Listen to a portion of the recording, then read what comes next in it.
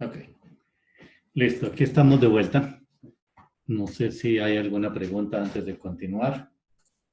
Si hay preguntas, por favor, las pueden hacer.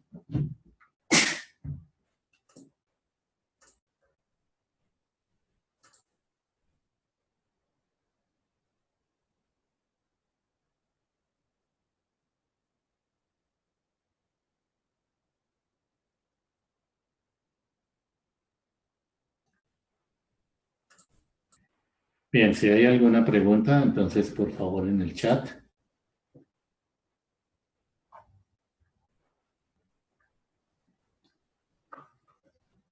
Lo están realizando. Hay alguien que dice que tiene una duda, pero no, que si prefiere lo activamos para que nos la plantee. Actívale, por favor. Aló. Aló, ¿me escuchan? Sí, perfectamente. Es que estaba escribiendo la duda. Lo que pasa es que nosotros somos una entidad sin ánimo de lucro religiosa y Sí, pues tenemos diferentes actividades económicas.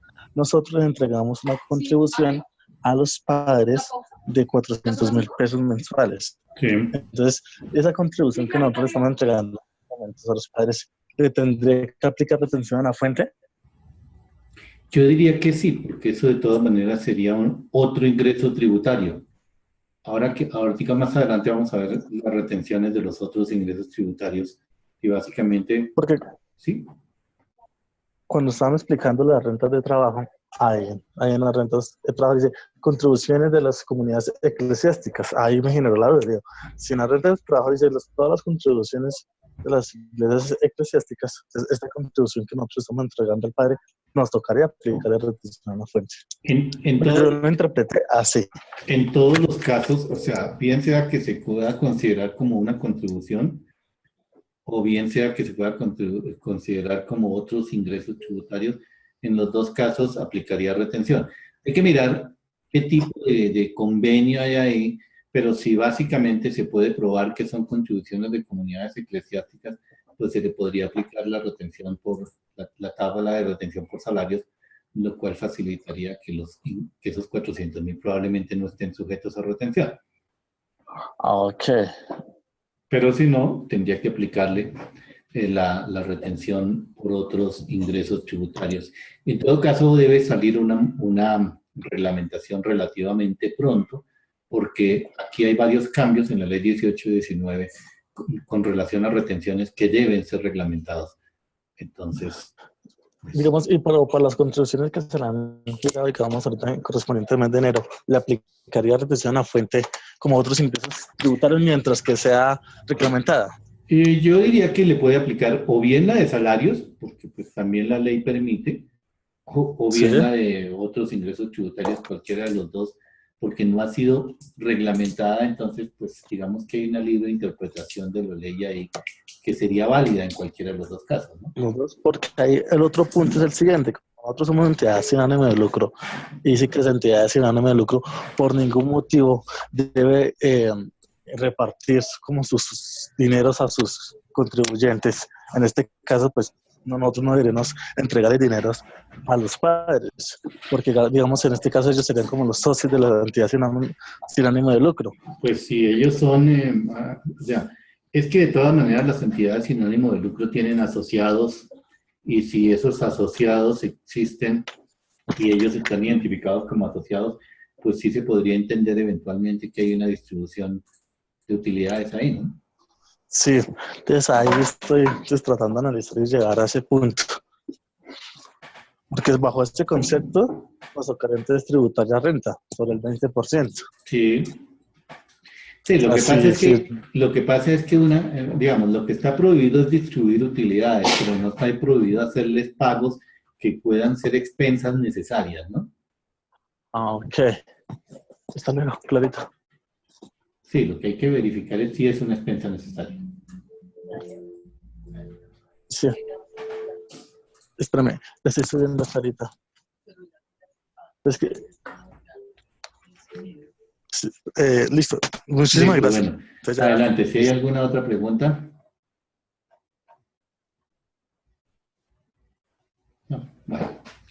Entonces vamos, el artículo 165 de la ley 1819 creó el libro octavo del Estatuto Tributario, un libro nuevo, y a esto es lo que corresponde al monotributo.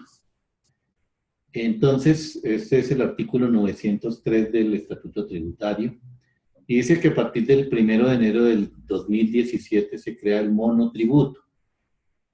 Y dice que es con el fin de reducirle cargas formales y sustanciales a esos contribuyentes, impulsar la formalización o la formalidad y simplificar y facilitar el cumplimiento de la obligación tributaria de los contribuyentes que voluntariamente se acojan al régimen previsto en este capítulo. No es obligatorio, es voluntario.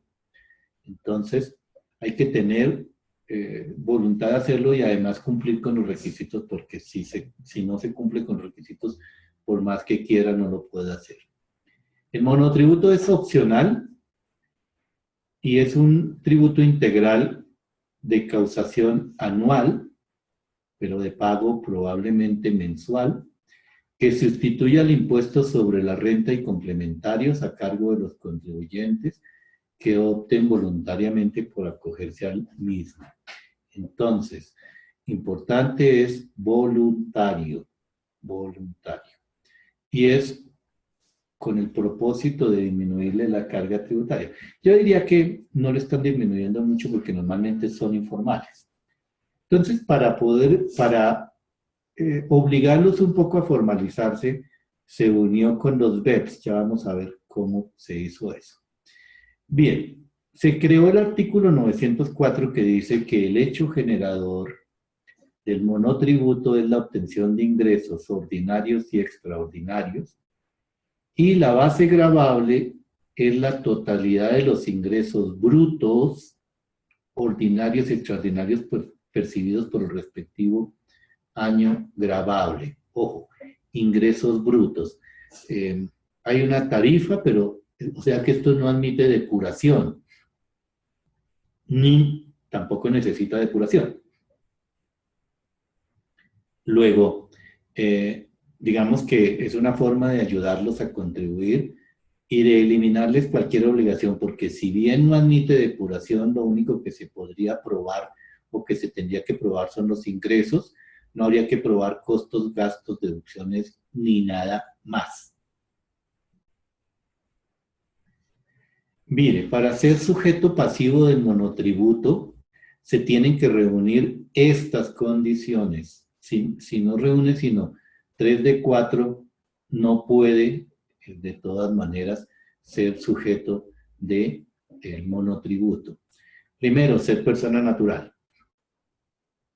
Únicamente es válido para personas naturales, no para sociedades unipersonales ni cualquier otro tipo de sociedad de personas, solamente para personas naturales, que en el año gravable hubieran obtenido ingresos brutos ordinarios o extraordinarios iguales o superiores a 1.400 VTs e inferiores a 3.500. O sea, tienen que tener unos ingresos entre 44.602.000 pesos y 111.506.000 pesos. Que desarrollen su actividad económica en un solo establecimiento, uno solo, con un área inferior o igual a 50 metros. Es decir, que si su actividad, si usted se quiere acoger al monotributo, tiene un local de 50 metros con 50 centímetros, tenga cuidado porque si le prueban que tenía más de 50 metros, le pueden desconocer el monotributo. Y si tiene más de un local, no puede tener monotributo.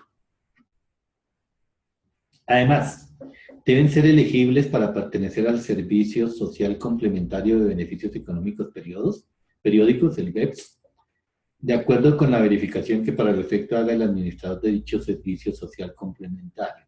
Entonces, si alguien me pregunta, ¿cómo hago para saber si puedo ser beneficiario de los BEPS? Pues tiene que averiguar en su localidad quién es el administrador de los BEPS y si logra obtener la certificación de poder ser beneficiario, pues cumple con ese requisito. Si no la tiene, no cumple con el requisito. Además, tiene que tenerla como actividad económica una o más de las incluidas en la división 47, que es comercio al por menor, o la actividad 9602, que es una actividad nueva, que se refiere a la peluquería y tratamientos de belleza de la clasificación de actividades económicas del SIU. Entonces, o es actividad de comercio al por menor o tiene un salón de belleza. Solamente esos dos. Sí, tiene que cumplir todos los requisitos. Si no cumple alguno, no puede estar en el monotributo, tiene que cumplir todos. Pero además, creo que son más. O sea, aunque los requisitos están ahí enumerados, que hay otros más porque no puede tener otras actividades, ya vamos a ver. Ok, pueden ser sujetos del monotributo personas naturales que sin cumplir el requisito 3, o sea, sin poder considerarse beneficiarios de los BEPS, hayan efectuado cotizaciones al Sistema General de Pensiones y al régimen contributivo en salud por lo menos durante 8 meses continuos o discontinuos en el año gravable anterior. Quiere decir que si por alguna razón, por ejemplo, usted quiere acogerse al monotributo, pero el administrador le dice que no puede, pero usted ha hecho cotizaciones por 8 meses o más al Sistema General de Salud en el régimen contributivo, ese requisito se reemplazaría el otro que no cumple. Las personas naturales que no cumplen con la condición descrita en el numeral 1, por haber obtenido ingresos brutos ordinarios o extraordinarios inferiores al umbral mínimo allí establecido, se pueden acoger voluntariamente al esquema de monotributo y percibir los beneficios contemplados en el régimen. La verdad, no entendí para qué pusieron un valor mínimo, si de todas maneras, si no lo cumple, se puede acoger, ¿no? Entonces, pues, básicamente lo único que va a funcionar es el valor superior, o sea, 111 millones, porque si no cumple con el primero, de todas maneras se puede acoger. Y como esto es voluntario, pues no tiene mucho sentido poner un límite mínimo y decir que si usted no lo cumple, de todas maneras se puede acoger, o sea, sobra el límite mínimo. Aquellos que no cumplan con el numeral 3, pero que hayan efectuado las cotizaciones al Sistema General de Pensiones, por lo menos durante 8 meses continuos o discontinuos en un año gravable anterior, tendrán el mismo tratamiento de los sujetos pasivos del parágrafo 1. O sea, también, digamos que el requisito, aunque en el artículo vienen numerados 4 requisitos, también este podría ser un requisito, digamos, que reemplaza el anterior. O sea que o es elegible para los BEPS o ha hecho aportes al régimen contributivo.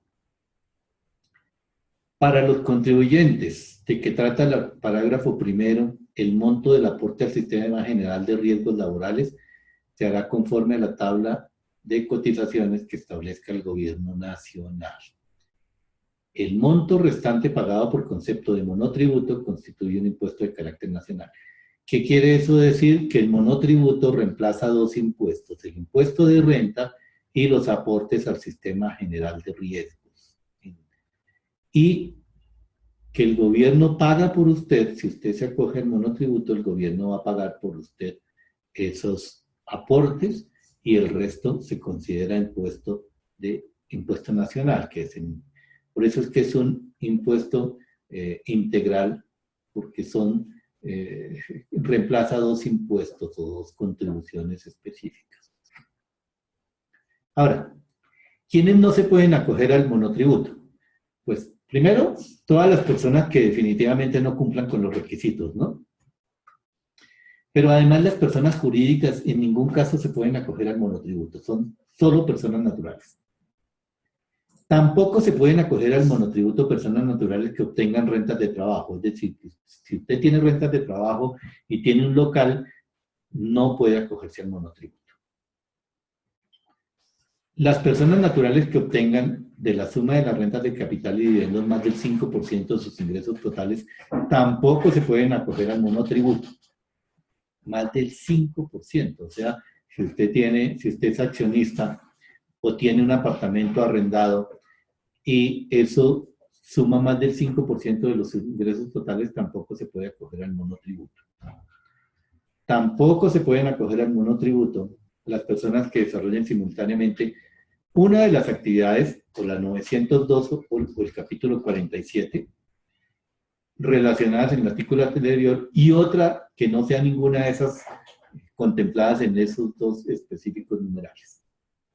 Es decir, que si usted tiene una actividad, por ejemplo, que va en la 47, pero hoy hay otra que va en la 60 o en la 30 o en cualquier otro numeral, ya eso lo excluye de poderse acoger al monotributo. Bien, el monto del monotributo tiene entonces dos componentes: el impuesto de carácter nacional y el aporte al servicio social complementario de BEPS. Entonces, los BEPS son los beneficios económicos periódicos, y es una forma como de establecer un sistema especial de pensión, como un reemplazo de la pensión, ¿cierto? Que le entregan periódicamente. Y al acogerse al monotributo, tendría derecho tendría derecho a pertenecer a los BEPS, pero también estaría pagando el impuesto de renta. Reemplaza realmente el impuesto de renta, por lo tanto reemplaza la declaración de renta, el acogerse al monotributo. En el caso de los contribuyentes de que trata el parágrafo primero del 905, el monto pagado por concepto de monotributo tiene dos sistemas, dos componentes. Uno, el impuesto de carácter nacional, y el otro, el aporte al Sistema General de Riesgos Laborales. Entonces, lo que se dice es que el gobierno va a pagar por usted o los riesgos laborales o los aportes al BEPS, y el resto, cualquiera que sea el valor, se considera impuesto de carácter nacional, reemplazaría más o menos el impuesto de renta. Estos son los valores con los cuales usted va a pagar monotributo, y dependen pues de la categoría a la que pertenece.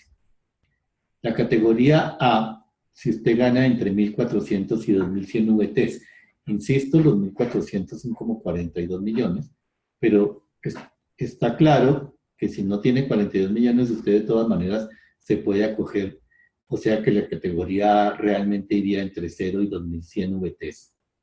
Y va a pagar 16 VTs. 16 VTs por concepto del monotributo. Si usted tiene entre 2.100 y 2.800, paga 24 VTs. 16 VTs son como 480.000 pesos. 24 son como 750.000 y 32 VTs son como 1.100.000 pesos. Ahora, cualquier contribuyente del monotributo puede optar por contribuir en una categoría superior a la que le sea aplicable de conformidad con lo previsto en este artículo.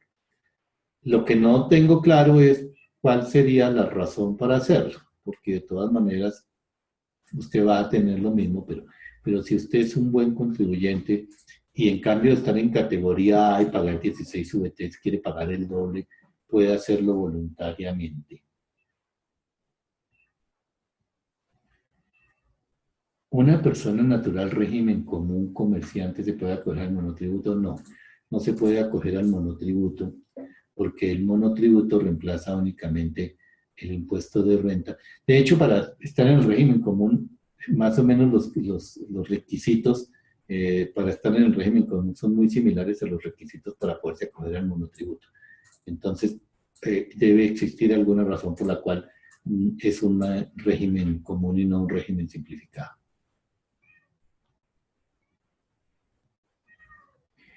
Reemplaza el impuesto de renta y reemplaza el aporte, este aporte de acá, el aporte a los BEPS, que es como un sistema de pensiones, que es como un reemplazo a una pensión que le dan un beneficio económico periódico, o reemplaza, para una persona más joven, reemplazaría el aporte al Sistema General de Riesgos Laborales, más el impuesto de renta. Bien, quien se quiera acoger al monotributo, como es opcional y lo puede hacer voluntariamente, entonces el que se quiera acoger al monotributo debe inscribirse en el RUT como contribuyente del mismo antes del 31 de marzo del respectivo año gravable. O sea que si usted se quiere acoger al monotributo en el año de 2017, tiene que hacerlo antes del 31 de marzo de este año. Quienes se inscriban como contribuyentes del monotributo no están sometidos al régimen ordinario de impuestos sobre la renta, obviamente porque simplemente este monotributo reemplaza el impuesto de renta. Renta y complementarios, básicamente, que son los impuestos de renta y ganancias ocasionales y esas cosas. La Dirección de Impuestos podrá establecer mecanismos simplificados de renovación de la inscripción del registro, porque usted cada año pues tiene que verificar si tiene o no tiene los requisitos para seguir perteneciendo al monotributo, ¿no? Y eso tiene que hacerlo antes del 31 de marzo de cada año. Los contribuyentes del monotributo deben presentar una declaración anual en el formulario. Bueno, aquí dice, la ley dice que formulario simplificado, pues no sabemos qué tan simplificado va a ser porque es el que adopte la Dirección de Impuestos Nacionales y Aduanas, que no suele simplificar nada, sino complicar bastante las cosas. Pero de hecho, lo único que tiene que hacer es llenar un formulario anual dentro de los plazos que se señalen. Como la primera declaración va a ser en el año de 2018, pues es muy probable que los formularios se demoren un poco. Si ustedes vieron el formulario de retención en la fuente del mes de enero, no alcanzaron a corregirlo para poder incluir la autorretención, entonces se tuvieron que inventar algo parecido, pero salió hasta el martes de esta semana. O sea, lo activaron hasta el martes de esta semana, entonces es muy probable que la declaración del monotributo la activen por allá en los primeros meses del año 2018. La declaración de monotributo debe presentarse con pago en los bancos y demás entidades autorizadas para recaudar. Con pago, eso es importante, la ley dice que es con pago, o sea que si usted la presenta sin pago sería una declaración ineficaz. Los contribuyentes del monotributo serán sujetos de retención en la fuente a título de impuesto de renta y complementarios.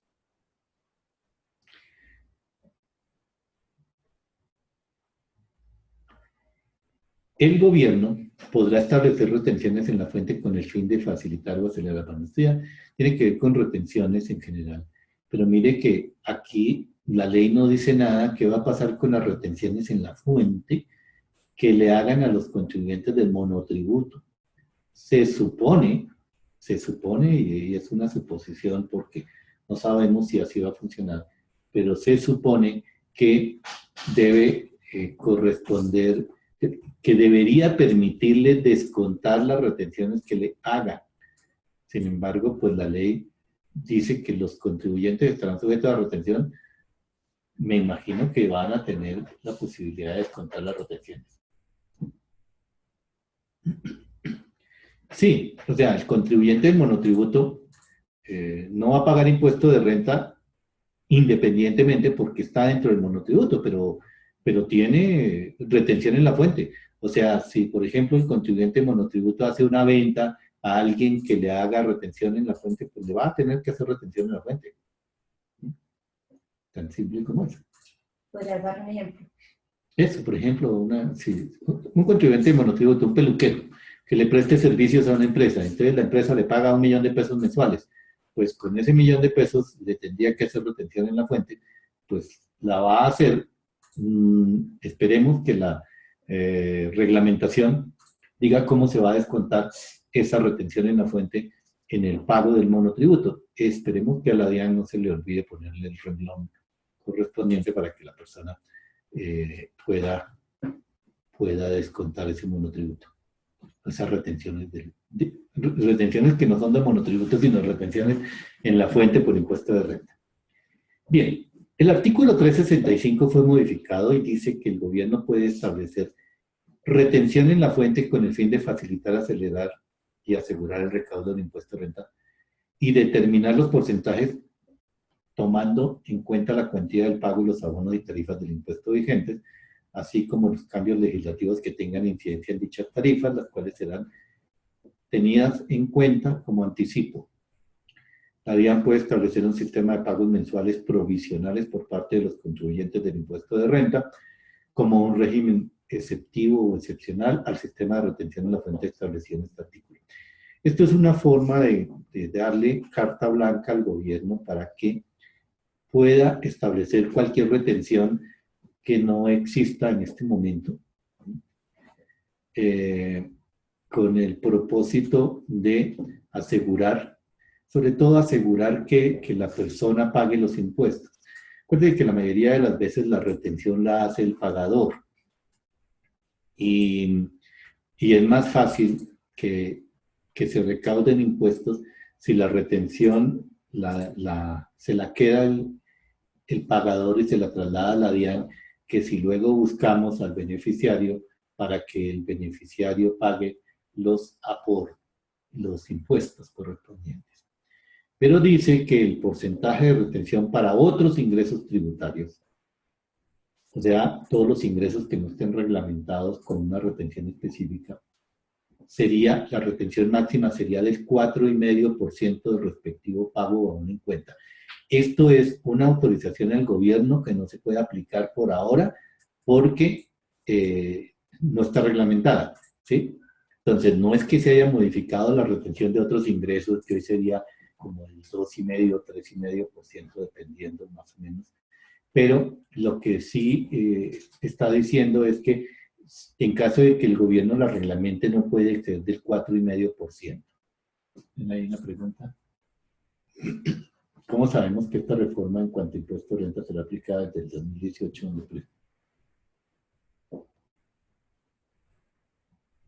No entiendo.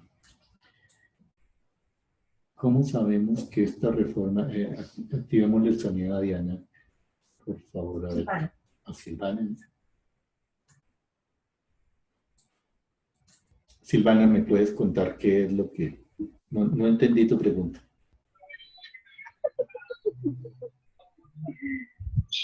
Hay donde decir por audio, dígame. El impuesto de renta este año se presenta normal. No, Silvana, tienes audio, puedes decírmelo. ¿A dónde? ¿El audio? ¿Dónde dice grabar? No, habla. Yo te estoy oyendo. Yo te estoy oyendo, habla. Ya te activamos el sonido, habla. Dinos qué es lo que necesitas. Buenas tardes. Lo que pasa es que, doctor, el impuesto de renta, las declaraciones este año las vamos a hacer como el año pasado, es decir, en los mismos formularios, y más, ¿cierto? El ordinario. Sí. Pero porque resulta que las declaraciones, ¿no? O sea, esta reforma en cuanto a las declaraciones, lo que va a cambiar en el concepto de las cédulas, que ya no van a ser ingresos sino cédulas, eso va a cambiar es para nosotros declarar 2017 en el 2018, ¿no? Correcto, sí. Entonces, en cuanto al caso del monotributo, ese monotributo aplica desde ya, o sea, en el 2017 ya la gente se puede inscribir ahorita hasta en marzo para acogerse al monotributo, Claro. o ese monotributo también va a ser desde el 2018. No, se tiene que inscribir antes del 31 de marzo del 2017, porque si no, no le aplica para el 2017. Mira que la norma dice que debe inscribirse antes del 31 de marzo del año respectivo. O sea que si quiere estar en el monotributo en el 2017, declaración que presentará en el 2018, pues tiene que acogerse en este mes de marzo. Hasta el 31 de marzo. Correcto. Perfecto. Ay, doctor, gracias, muy amable. No hay problema. ¿Y quién más? Tenemos una pregunta de María Victoria. María Victoria. ¿Qué dice María Victoria? ¿Se entiende bien acerca de los BEPS? Quien se acoja y de acuerdo a su escala le será pagada una pensión. Mira, los BEPS son como cualquier otro sistema de ahorro pensional. Tienes que cumplir unos requisitos para obtener derecho a ellos. Lo que pasa es que esos requisitos, dentro de los requisitos están el haber hecho unos pagos periódicos durante un tiempo determinado. Lo único que pasa es que aquí no tendrías que hacer esos pagos independientemente, sino que accediendo al monotributo, el gobierno a través del monotributo trasladaría parte de esos dineros que recibe para pagar los BEPS. No tendrías que hacerlo directamente. Bien. El gobierno, parágrafo 2 dice, el gobierno nacional establecerá un sistema de autorretención en la fuente a título de impuestos sobre la renta y complementarios, lo cual no excluye la posibilidad de que los autorretenedores sean sujetos de retención. Eso sí lo hizo el gobierno inmediatamente, ¿cierto? Y de eso es que estamos hablando con respecto a las retenciones en la fuente del decreto 2201 del 2016. ¿Sí? Entonces ahí lo que dijo es que son contribuyentes responsables de la autorretención, que es lo que reemplaza la sobretasa CRE, el anticipo del CRE que se hacía antes. No la sobretasa, el anticipo del CRE. Y entonces lo que dice es que son responsables de la autorretención a título de impuesto de renta y complementarios a partir del 1 de enero de 2017, quienes tienen la calidad de autorretenedores a título de impuestos sobre la renta y complementarios, los contribuyentes y responsables que cumplan con estas condiciones. 1. Que se trate de sociedades nacionales y asimiladas, contribuyentes y declarantes del impuesto sobre la renta y complementario de los establecimientos permanentes de entidades del exterior, y personas jurídicas extranjeras o sin residencia. Que las sociedades de que trata el numeral anterior estén exoneradas del pago de cotizaciones al Sistema General de Seguridad Social en salud y del pago de aportes parafiscales a favor del SENA, del ICBF y las cotizaciones al régimen contributivo de salud con relación a trabajadores que vengan individualmente considerados menos de 10 salarios mínimos mensuales legales vigentes. O sea, estos eran los mismos que antes tenían la posibilidad, la obligación de aportar, de hacerse ese anticipo del CRE. Ojo, son solo sociedades, pero no solo las sociedades tienen derecho a reducir el aporte parafiscal, sin embargo, las sociedades son las únicas que tienen la obligación de hacerse autorretenedores a título de impuesto de renta. Ahora, los contribuyentes y responsables obligados al sistema de autorretención en la fuente a título de impuesto sobre la renta y complementarios, de que trata este artículo, se les practica retención en la fuente cuando hubiera lugar a ello, de acuerdo con las disposiciones vigentes. Quiere eso decir que a usted le pueden hacer una retención cuando le paga un gran contribuyente, por ejemplo. Le va a hacer la retención en la fuente sobre ventas a la tasa que corresponda al 2,5, sobre el ingreso al 2,5, al 3,5, al 6 o al 11. Pero adicionalmente usted se tiene que hacer esta autorretención a la tarifa que corresponda, que puede ser el 0.4, el 0.8 o el 1.6%, que era la misma tarifa que aplicaba en el anticipo del CRE. Los contribuyentes que de acuerdo con este artículo 368 del Estatuto Tributario sean autorretenedores, igualmente tienen que hacerse la autorretención por impuesto de renta sobre sus ingresos. O sea que van a hacer no solo la autorretención que ya venían haciéndose, sino que ahora también van a hacerse una autorretención por impuesto de renta. No son responsables de la autorretención de que trata este artículo de las entidades sin ánimo de lucro y demás contribuyentes y responsables que no cumplen con las condiciones 1 y 2 de este artículo. Es decir, que no tienen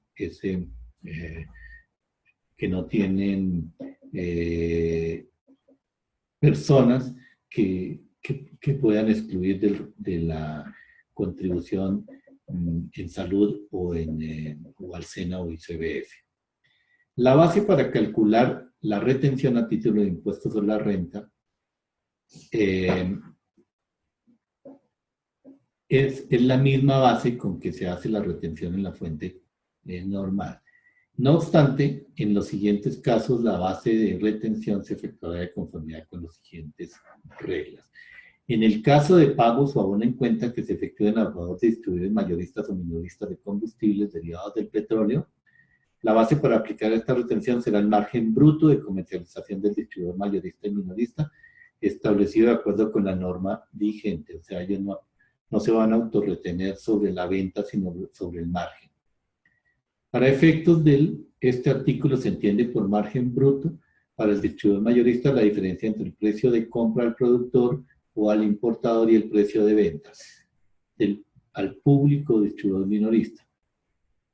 En el caso del transporte terrestre que se presta a través de vehículos de propiedad de terceros, la autorretención a título de impuestos sobre la renta y complementarios se aplica únicamente sobre la proporción del pago o abono en cuenta que corresponde al ingreso de la empresa transportadora. Ojo, aquí lo que está diciendo es que la empresa transportadora no va a hacer autorretención sobre el 100% del ingreso, sino sobre el ingreso que le corresponde. Lo que es del dueño del camión o del bus o del vehículo no estaría sujeto a retención en la fuente. Entonces, si por ejemplo de un servicio de transporte de 100 pesos le corresponde el 40 a la empresa y el 60 al propietario, la empresa solamente se haría autorretención sobre el 40 propio. El 60% restante lo tendría que tratar el propietario. Si es una persona jurídica, pues tendría que hacerse autorretención, y si no es una persona jurídica, no se tiene que hacer retención. Una persona que tenga menos de 2 empleados, ya lo vamos a mirar. En el caso de las entidades sometidas a vigilancia de la superfinanciera, la base de esta retención a título de impuestos sobre la renta será constituida por los pagos o abonos en cuenta susceptibles de constituir ingreso gravable. Los responsables de autorretención en la fuente a título de impuesto de renta deben pagar y declarar las retenciones cada mes en el formulario prescrito por la DIAN. Como no hay nuevo formulario por ahora, es el formulario 350, pero se supone que más adelante pues, habrá seguramente alguna modificación de ese formulario pero igual se va a declarar mensualmente.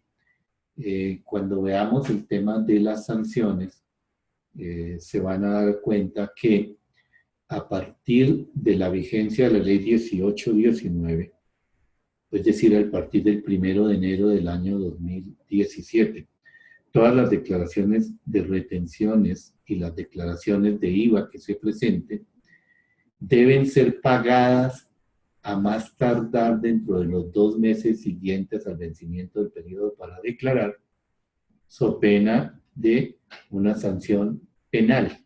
Sanción penal que por supuesto se extingue cuando usted pague. Bien, pero lo miraremos más adelante. Sin embargo, quiero llamar la atención sobre eso, porque implica que ustedes ya no pueden dejar de pagar las retenciones porque hay una conducta penal que les podría llevar a una posible pena de cárcel de hasta 6 años, de 4 a 6 años. Cuando se anulen operaciones, bueno, básicamente el tratamiento es el mismo que se hacía con el CRE, simplemente cuando se anulen, pues se restan si ya pagó la autorretención, y si pagó autorretención en exceso, pues simplemente las descuenta de los valores autorretenidos en exceso en los periodos siguientes. Pero, ojo, no puede cruzarlo con otras retenciones. Tiene que ser, usted solo lo puede cruzar con autorretenciones, ¿sí? No puede, si pagó de más autorretención de renta, no lo puede cruzar con retenciones de salarios o con retenciones de otras cosas, sino tendría que irlo descontando en los periodos siguientes, pero solo con autorretenciones. Bien, no sé si hay alguna pregunta respecto a las autorretenciones. Una empresa que tenga menos de 2 empleados se autorretiene los ingresos. Sí, todas las empresas, no hay ninguna, bueno, a menos que, no, pero es que en general las empresas están obligadas o sea, todas las empresas que tenían que pagar autorretención del CRE van a tener. Lo que pasa es que lo de menos de 2 empleados funciona para las personas naturales, que las personas naturales que tengan menos de 2 empleados pueden también dejar de hacer aporte en salud, o sea, acogerse a ese beneficio de no pagar, de no hacer aporte en salud, pero tienen que tener más de 2 empleados. Ahora vamos a mirar por qué sí, por qué no. ¿Quiénes son? ¿Quiénes no son responsables de? ¿Quiénes no son responsables de? ¿Quién preguntó esto? 98-77. Quien ingresó como 98-77, ¿quiénes no son responsables? Pues no son responsables los que antes no eran responsables del CRE, del anticipo del CRE. Pero básicamente todas las empresas, con excepción de los... o sea, no son responsables los que no aparezcan aquí. O sea, los que no sean sociedades nacionales o asimiladas, contribuyentes o declarantes del impuesto de renta y complementarios o establecimiento permanente de entidades del exterior y personas jurídicas extranjeras sin residencia. Entonces, por ejemplo, no son responsables las personas naturales porque pues aquí no dice que sean responsables. Y adicionalmente, cuando esas sociedades están exoneradas del pago de cotizaciones al sistema general de seguridad social en salud y del pago de aportes para fiscales a favor del Servicio Nacional de Aprendizaje SENA o del ICBF. Entonces, simplemente cualquier persona que no esté aquí mostrada como responsable, pues no es responsable. ¿Tenemos alguna otra pregunta? De nuevo, no está viendo las diapositivas. Creo que le toca salirse detrás de la sala. ¿Los demás están viendo las diapositivas? Creo que solo Lenovo, que por quien recién lo veía como Lenovo. Sí, entonces, Lenovo, si no estás viendo, toca que te salgas y vuelvas a ingresar. Bien, retención del IVA. Recuerden que básicamente la retención del IVA pues ha venido disminuyendo cada vez más en la medida en que empezó siendo del 75, luego del 50, hoy va en el 15%, y la hacen solo los agentes retenedores establecidos. Entonces, ¿cuáles son los agentes retenedores? Básicamente son los grandes contribuyentes. Unos que no están considerados propiamente como grandes contribuyentes, porque recuerde que la calificación de gran contribuyente la hace la DIAN y usted no es gran contribuyente a menos que la DIAN lo notifique. Pero estos que aparecen aquí, como la nación, los departamentos, el distrito, los distritos especiales, las áreas metropolitanas, las asociaciones de municipios, los establecimientos públicos, las empresas industriales y comerciales del Estado, las sociedades de economía mixta donde el gobierno tenga más del 50%, las entidades descentralizadas indirectas y directas, las demás personas jurídicas en las que dicha participación pública mayoritaria, cualquiera que sea la denominación que ellas se adopten, en todos los órdenes y niveles y en general los organismos o dependencias del Estado, estos no necesitan ser calificados como grandes contribuyentes, son retenedores de todas maneras, independientemente de que no estén calificados como grandes contribuyentes. Ahora, los que se encuentren catalogados como grandes contribuyentes por la Dirección de Impuestos y Aduanas, sean o no responsables del IVA, y los que mediante resolución de la DIAN se designen como agentes de retención en el impuesto a las ventas. Este segundo ítem corresponde a actuaciones administrativas de la DIAN que le dicen que tienen, que son autorretenedores. Si usted es una persona jurídica, pero no la DIAN no corresponde a ninguna de estas categorías del primer párrafo, y la DIAN no le ha notificado que usted es autorretenedor, pues no es autorretenedor. Sin embargo, sí se incluyó esta tercera parte que dice, las personas del régimen común, o sea, todos los demás, y ojo que dice personas. Eso quiere decir personas jurídicas y personas naturales, del régimen común de IVA, básicamente, ¿sí? Que contraten con personas o entidades sin residencia o domicilio en el país la prestación de servicios grabados en el territorio nacional, entonces son autorretenedores del IVA sobre esos servicios. ¿Sí? Esto es nuevo y tiene que tenerlo en cuenta porque sí le paga a cualquier persona. Y esto es tanto válido para personas naturales como personas jurídicas, siempre que contraten con personas o con entidades sin residencia o domicilio en el país. Entonces, en ese caso, son retenedores del IVA. Esto fue derogado. Los responsables del régimen común cuando adquieran bienes corporales, muebles o servicios grabados de personas que pertenecen al régimen simplificado. Lo puse aquí para recordarles que ya no se hacen retenciones a los responsables del régimen simplificado, a las personas que pertenecen al régimen simplificado. Básicamente porque eso no era una retención, sino era una figura de autorretención. ¿Sí? Era una figura donde yo creaba una retención por cobrar y una retención por pagar. Tenía como objetivo exclusivo anticipar parte del impuesto, pero ya no va a ser necesario hacerlo. Entonces, me he encontrado en esta semana con varias empresas que no se han dado cuenta de esto y siguen haciendo esa autorretención. Ojo, como ya hay vencimientos, si usted ya incluyó esas autorretenciones, le va a tocar pedir muy probablemente la devolución por corresponder al pago de lo no debido, porque no debió haberlas hecho, no debió haberlas pagado. Se creó esta categoría también que tiene que ver con las entidades emisoras de tarjeta de crédito y débito y sus asociaciones, o sea, todo lo que tiene que ver con Visa, Mastercard, etc. En el momento del correspondiente pago o una en cuenta a personas o establecimientos afiliados. El valor del impuesto no hará parte de la base para determinar las comisiones recibidas por la utilización de tarjetas de débito y crédito. Pero ojo, todavía hay empresas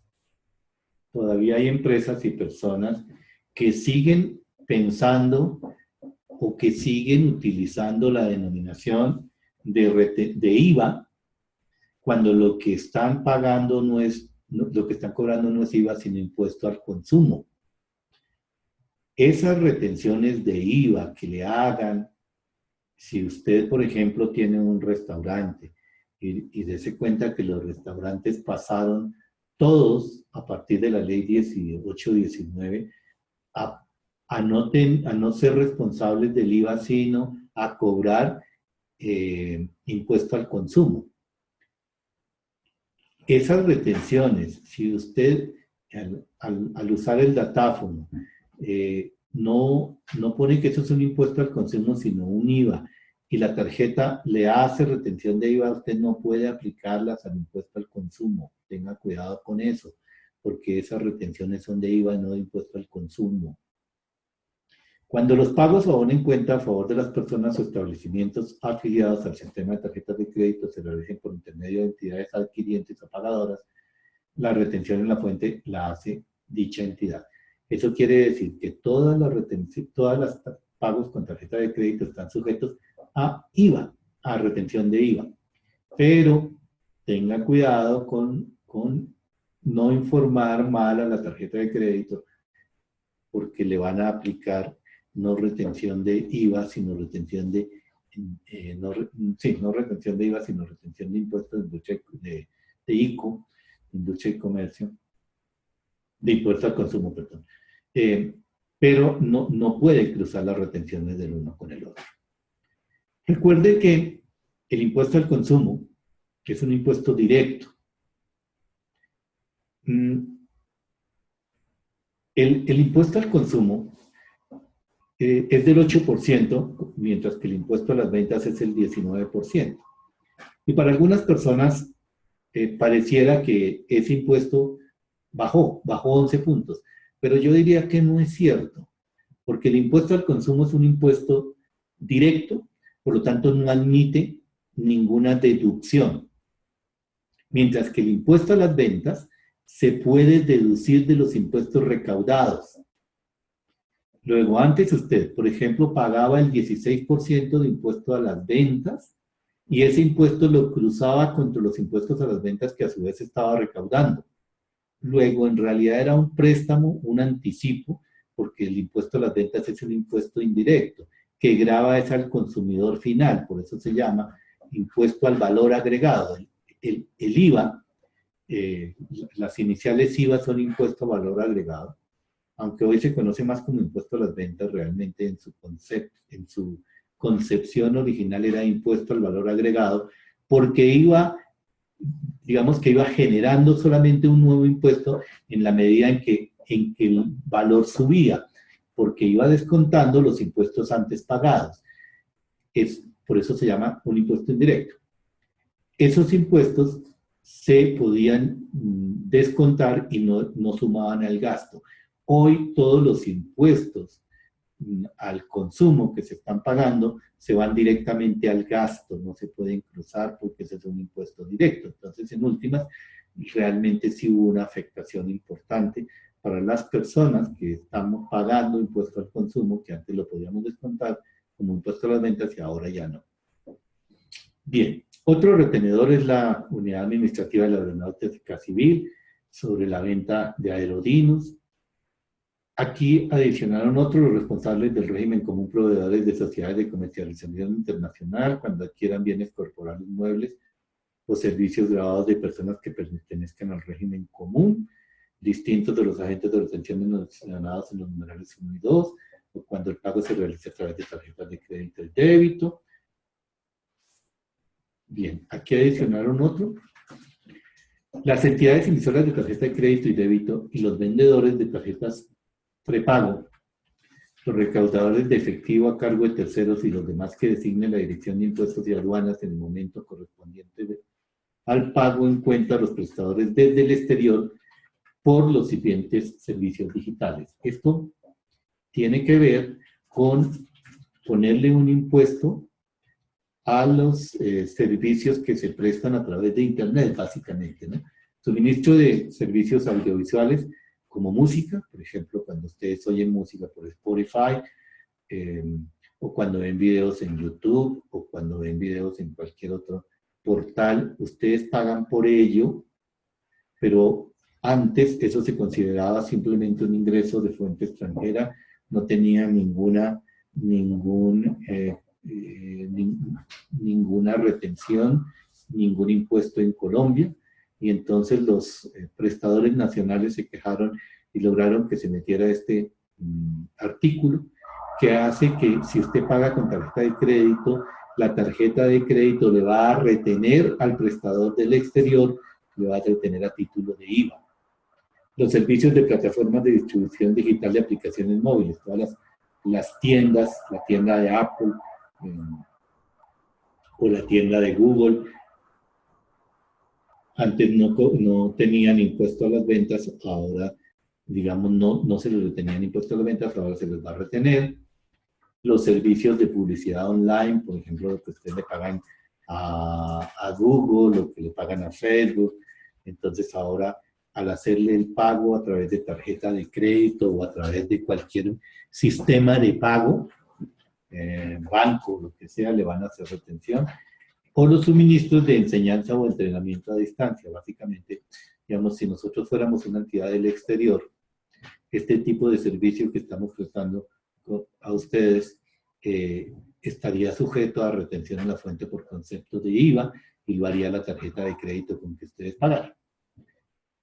El sistema de retención previsto en el numeral 8, o sea, este nuevo, empezará a regir dentro de los 18 meses siguientes a la entrada en vigencia de esta ley, siempre y cuando los prestadores de los servicios a que se refiere el parágrafo 2 del artículo 437 incumplan las obligaciones allí previstas. Es decir, que hay 18 meses que les van a dar de plazo para ver si se vuelven nacionales o tienen una entidad en Colombia que distribuya sus servicios. Y si no cumplen, entonces entra a regir este sistema. Y si cumplen, pues no hay nada que decir. La Dirección de Impuestos, de manera taxativa, informar el listado de prestadores desde el exterior a los que debe practicarse la retención en la fuente. Pero esto por ahora no rige, regiría a partir del 28 de junio del año 2018, siempre y cuando estos prestadores no se acojan a las leyes nacionales. Bien, el artículo 462.1 del Estatuto Tributario tiene un tratamiento especial para los servicios integrales de aseo y cafetería, que es lo mismo, esto ya existía, por eso está en gris, pero lo pongo aquí para que ustedes se ubiquen a qué nos estamos refiriendo. Los prestadores de servicios integrales de aseo, cafetería y vigilancia, que están los de vigilancia autorizados por la Superintendencia Privada de Servicios Temporales y de servicios temporales prestados por autorizados por el Ministerio de Trabajo y por cooperativas y precooperativas de trabajo asociado, ellos solamente tenían IVA sobre la diferencia, sobre el IU del contrato, que no puede ser inferior al 10%. ¿Sí? O sea, ellos no cobran IVA sobre el 100% del servicio prestado, sino solamente sobre el IU del contrato. Lo que se modificó es este parágrafo que dice que la base gravable especial se aplicará igualmente para el impuesto de industria y comercio y complementarios. Esto es importante, porque cualquiera de ustedes que trabaje con una precooperativa, que preste servicios de aseo o de cafetería, o con una de estas empresas de servicios temporales que preste servicios de vigilancia, aseo o cafetería. El ICA no era claro sobre qué valor se aplicaba y los municipios estaban pidiendo que se pagara sobre el 100% del ingreso. Esta ley dice que se puede aplicar sobre la IU del contrato también. Entonces, es una aclaración importante que puede reducir en buena forma el impuesto de industria y comercio que tienen que pagar sus empresas a los respectivos municipios. Entonces, lo que dice la ley es que se va a aplicar para el impuesto, para el impuesto de industria y comercio, y tiene también efectos para la aplicación de retención en la fuente sobre la renta y de la retención en la fuente sobre el impuesto de industria y comercio y complementarios, así como para otros impuestos, tasas y contribuciones de orden territorial. Es decir, que estas empresas, con relación a estos servicios en particular, solamente van a tributar sobre el IU con un mínimo del 10%. O sea, el IU puede ser del 15, del 20 o del 30, pero no puede ser de menos del 10. Si el IU del contrato es de menos del 10, van a tributar sobre el 10. Retención en la fuente para pagos al exterior. El artículo 408 establece una tarifa especial para rentas de capital y trabajo. En los pagos o abonos en cuenta por concepto de intereses, comisiones, honorarios, regalías, arrendamientos, compensaciones por servicios personales o explotación de propiedad industrial o del know-how, prestación de servicios técnicos o de asistencia técnica, beneficios o regalías provenientes de la propiedad literaria, artística y científica, la tarifa de retención será del 15% del valor nominal del pago. Antes era del 25%. Los pagos o abonos en cuenta por concepto de consultoría, servicios técnicos de asistencia técnica prestados por personas no residentes o no domiciliados en Colombia están sujetos a retención en la fuente a la tarifa del 15% a título de impuesto de renta, bien sea que se presten en el país o en el exterior. Y los pagos o abonos en cuenta por rendimientos financieros pagados a personas no residentes o no domiciliadas en el país, originados en créditos del exterior por un término igual o superior a un año, por concepto de intereses o costos financieros, del canon de arrendamiento originados en contratos de leasing, que se celebre a través de compañías de leasing con empresas extranjeras sin domicilio en Colombia, están sujetos a retención en la fuente también del 15%. Esto varió porque era más alto.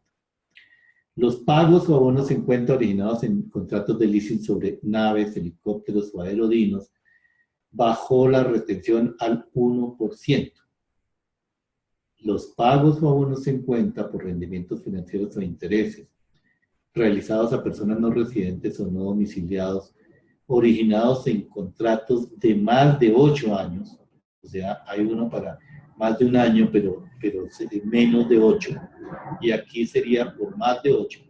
Si se destinan a la financiación de proyectos de infraestructura bajo el esquema de APPs, asociaciones público-privadas, en el marco de la Ley 1508 de 2012, la retención en la fuente será del 5% del pago o abono en cuenta. Y los pagos o abono en cuenta por prima cedida por reaseguros, ¿se acuerdan que ya qué día les dije que esa es una renta que antes se consideraba de fuente extranjera, pero en la ley 1819 empezó a considerarse una renta de fuente nacional? Las primas cedidas por compañías nacionales de seguros a personas no residentes o no domiciliadas en Colombia, entonces le tienen que hacer una retención del 1%. Y los pagos o abono en cuenta por concepto de administración o dirección de que trata el artículo 124 del Estatuto Tributario, realizados a personas no residentes o no domiciliados, serán del 15%. Básicamente la retención general es del 15%, con algunas pocas excepciones.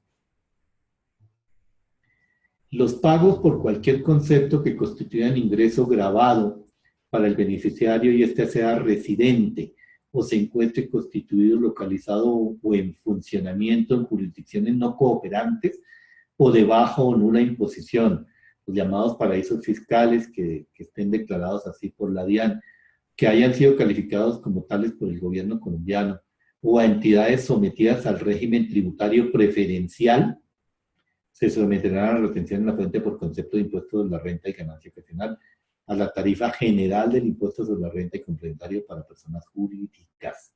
O sea, que se harían retenciones a la tarifa que esté vigente, 33 o 34%, dependiendo del año en que se haga.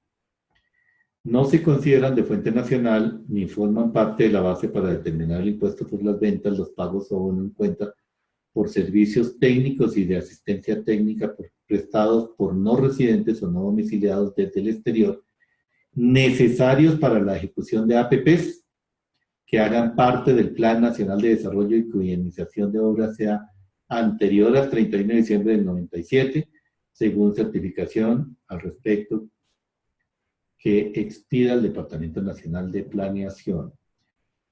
Y hay otro parágrafo transitorio que dice que los intereses o cánones de arrendamiento originados en contratos celebrados antes del 31 de diciembre de 2010, a los que les sea aplicable el numeral 5, o el literal C del artículo 25, no se consideran rentas de fuente nacional, y los pagos o abono en cuenta por estos conceptos no están sujetos a retención en la fuente. Los demás, sí. Bien. Para los profesores extranjeros. Los profesores extranjeros sin residencia en el país que se contraten por periodos no superiores a 4 meses.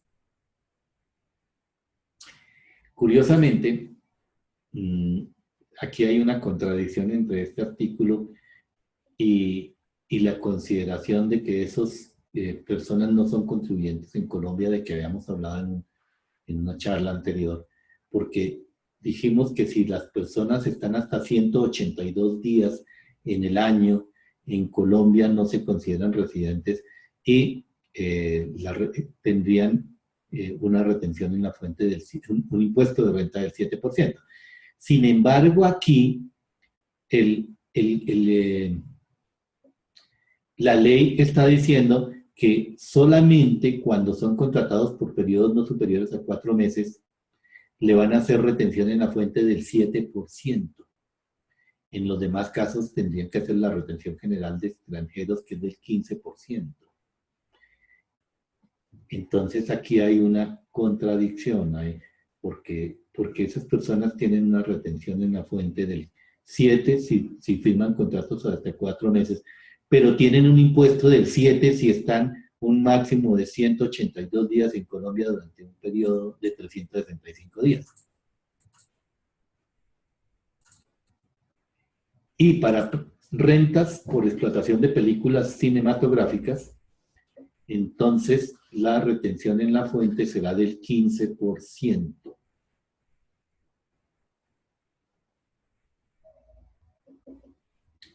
Para los demás casos, o sea, todo lo que no esté expresamente establecido va a tener una retención en la fuente del 15%. O sea, la tarifa general para pagos al exterior es del 15%, excepto que alguna norma diga lo contrario. En el caso de ganancias ocasionales, la retención en la fuente será del 10 sobre el valor bruto del respectivo pago o abono en cuenta. La retención en la fuente de que trata el inciso segundo de este artículo no será aplicable para los inversionistas de portafolio, la cual será la establecida en el artículo 18.1 de este estatuto, que puede ser del 14 o del 25%, dependiendo de si se consideran rentas de fuente nacional o rentas de fuente extranjera. Salarios. Ya hemos dicho que la retención por salarios efectuados por personas naturales o jurídicas, o sea, pagos por salarios que hagan personas naturales o jurídicas, que hagan sociedades de hecho, que hagan las comunidades organizadas, las asociaciones ilíquidas, que se originen de una relación laboral o legal y reglamentaria, y los pagos recibidos por concepto de pensiones de jubilación, invalidez, vejez, pensión de sobrevivientes y sobre riesgos laborales, de conformidad con el artículo 206, será la que resulte de aplicar esta tabla. Y entonces, de 0 hasta 95, aquí se fue un 0 de más, pero es de 0 a 95 VTs, la retención es del 0%. 95 VT son como 2.800.000 pesos. Y ahí la retención es del 0%. Entre 95 y 150 VTs, la retención es del 19% del exceso de 95 VTs. Entre 150 y 360, la retención es del 28% de lo que exceda de 150, más 10 VTs, y si pasa de 360, la retención es del 33%. 360 VTs son algo así como 10 millones de pesos. No, 100 millones de pesos. Sí. Bien, entonces a partir de ahí, la retención en la fuente es del 33%. Esto es para los ingresos laborales grabados. Para el procedimiento 2,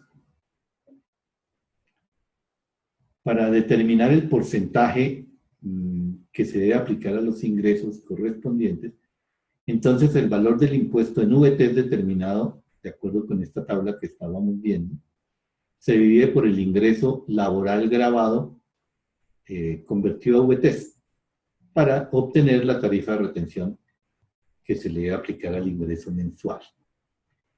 La retención en la fuente establecida en este artículo será aplicable a los pagos por unos en cuenta por concepto de ingresos por honorarios y compensación de servicios personales obtenidos por personas que informen que no han contratado o vinculado 2 o más trabajadores asociados a la actividad. O sea, que solo tienen un trabajador, porque 2 o más ya los obligan a no poderse considerar como rentas de trabajo. Recordarán que cuando hablamos de las cédulas de rentas de personas naturales, dijimos que las personas que tienen más de un empleado ya no se consideran sus rentas como rentas de trabajo, sino que se consideran como otras rentas, y por lo tanto no se les podría aplicar la tabla de retención en la fuente por salarios. Entonces, en este caso, eso también los excluye de poder aplicar la tabla de retención en la fuente. Ahora, la retención a que se refiere el parágrafo será sobre pagos mensualizados.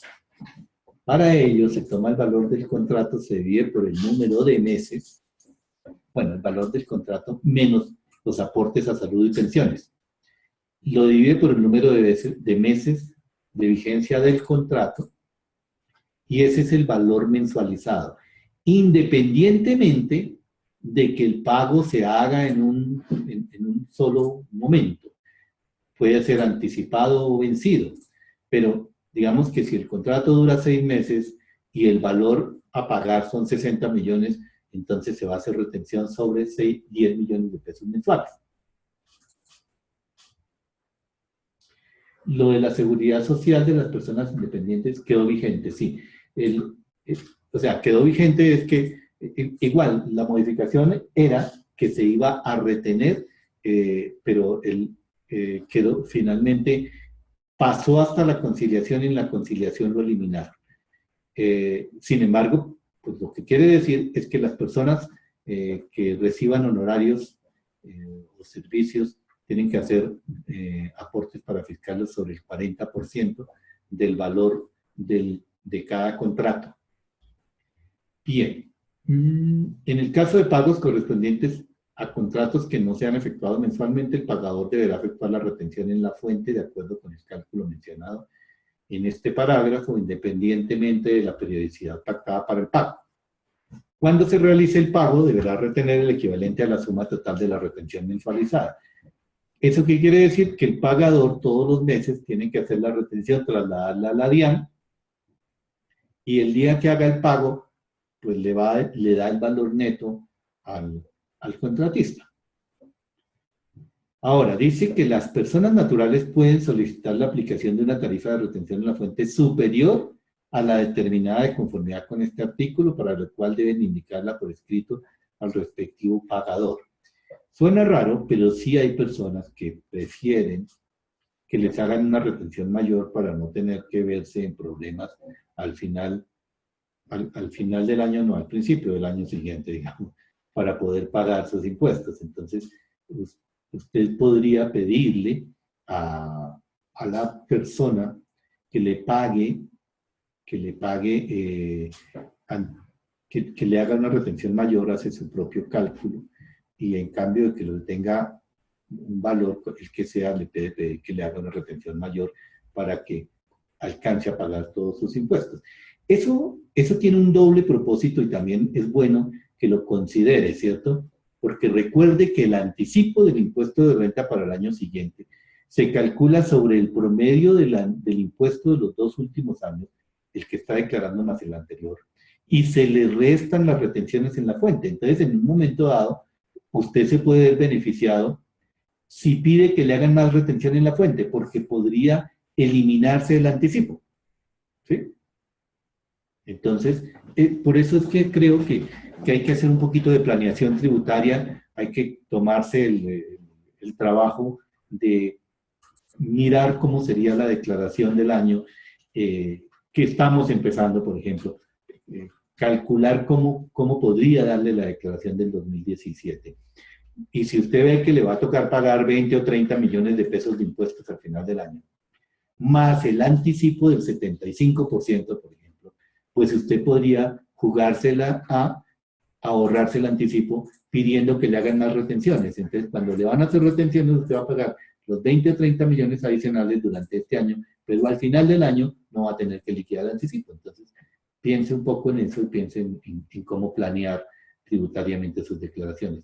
Más adelante, por ahí al final a mediados de marzo, vamos a hacer un seminario de planeación tributaria donde los vamos a invitar preferencialmente a ustedes con una tarifa muy especial para que vengan con nosotros y ayudarles un poco también a planear cómo se hacen los impuestos, porque los impuestos si uno los planea, son diferentes, así simplemente espera a ver qué le pasa.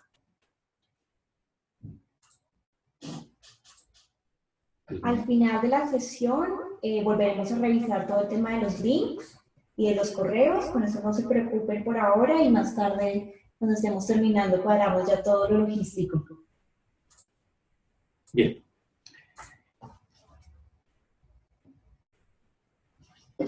La retención en la fuente no será aplicable a pagos por concepto de pensiones, invalidez, vejez, sobrevivientes y sobrevivientes laborales que correspondan a rentas exentas, de acuerdo al artículo 206 del Estatuto Tributario.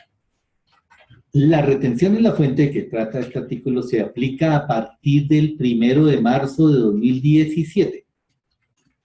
Entre tanto, se aplica el sistema de retención aplicable a la entrada en vigencia de esta norma, pero resulta que ese sistema de retención fue declarado, fue eliminado. Sin embargo, hay una pequeña confusión entre enero y febrero, especialmente con las retenciones de salarios, porque no se cumplen, no hay forma de que una persona cumpla con requisitos para cambiarle el sistema de retención. Entonces, lo que hemos dicho es que lo mejor es aplicarle hacer de cuenta que estamos en diciembre, aplicar el sistema que estaría vigente en diciembre, y a partir de marzo veremos cómo se puede ajustar cuando salgan los decretos reglamentarios, porque por ahora no hay nada claro.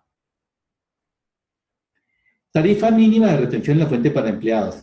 Lo puse aquí porque hay que tener en cuenta que esto se eliminó, ¿sí? Que es el artículo 376 de la ley 1819 eliminó la tarifa mínima de retención en la fuente. Entonces, esto no estaría vigente. O sea, acuérdense que antes uno hacía el cálculo por el procedimiento y luego contrastaba contra el artículo 384 y aplicaba lo que fuera más alto.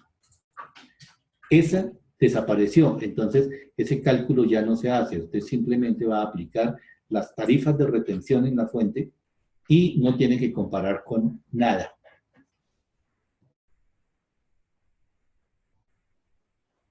Las tarifas de retención en la fuente para honorarios y comisiones, ¿les debo aplicar las tablas de retención en la fuente ordinaria? Sí, básicamente sí, excepto los honorarios que puedan ser considerados como salarios, ¿no? En ese caso sí le debería aplicar esta tabla que está aquí vigente, la que acabamos de ver.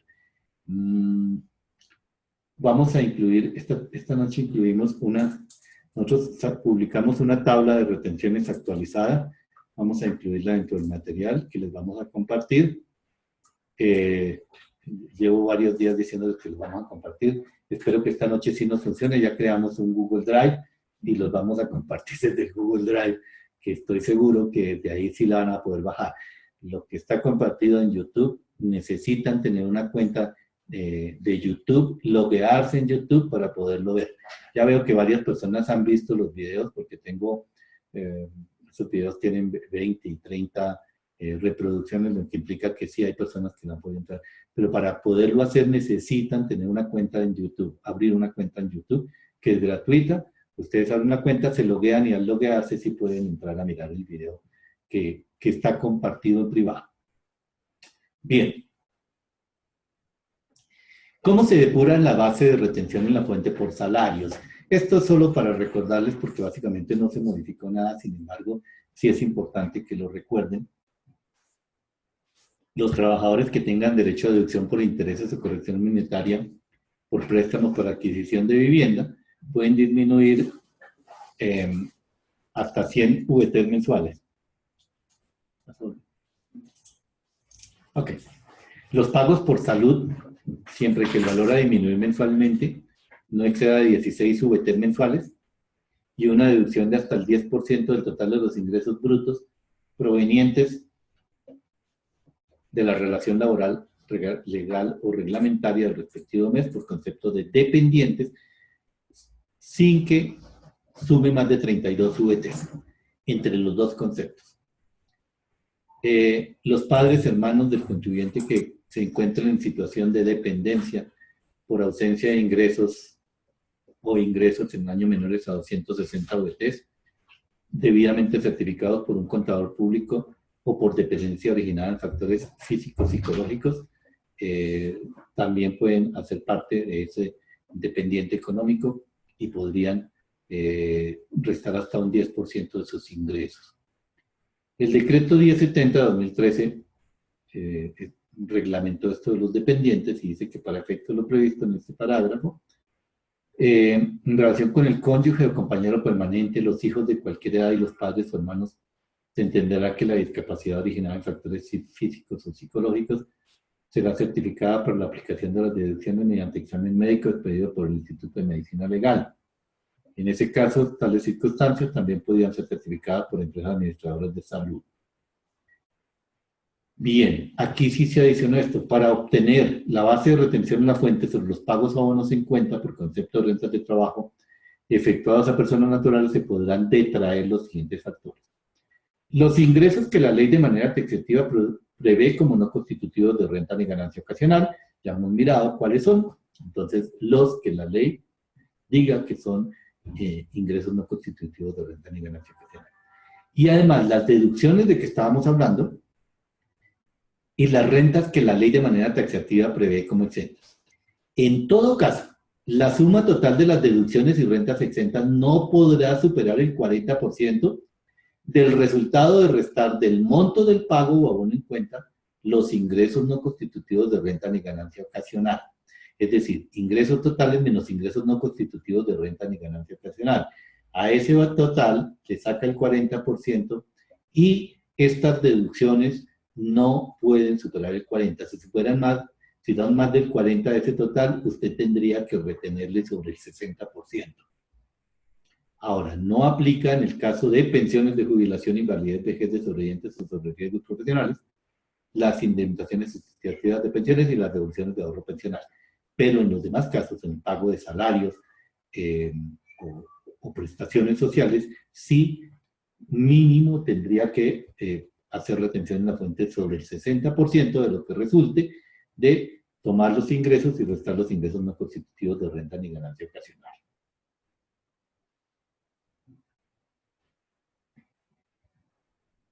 Bien. ¿Qué hora? Bueno, vamos con tiempo. Listo.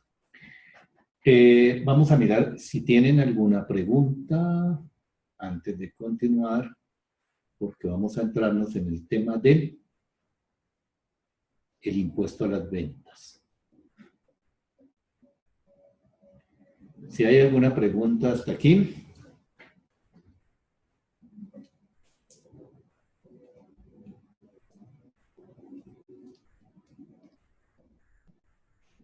Parece que no.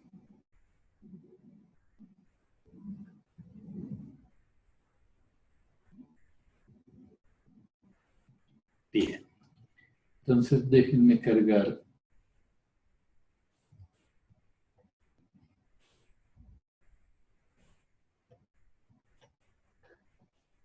Bien.